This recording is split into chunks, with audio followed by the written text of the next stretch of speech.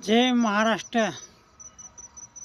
November 10/2025 महाराष्ट्रात आणि देशातल्या शेतकऱ्याची हवामान म्हणजे शेतकऱ्यांवर हिवाळी हंगाम आहे. आपापल्या राईनं कामधंदे आपापल्या राईनं करून घेणे, काही काळजी करू नका. अवकाळी पाऊस गेलाय, आता कोणताही जिल्हा नाही अवकाळी पावसाचा. चांगलं आहे वातावरण आणि थंडीचे दिवस आलेले आहेत.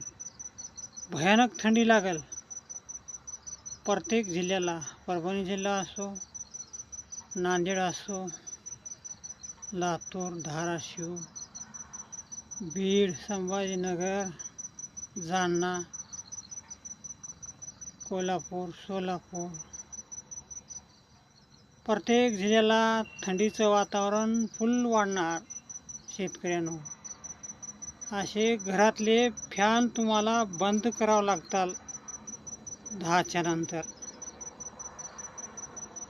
खरे हवामान देणार आहे मी. माझं नाव आहे रामराव भाटेगावकर, फुलकुळस, तालुका पूर्णा, जिल्हा परभणी.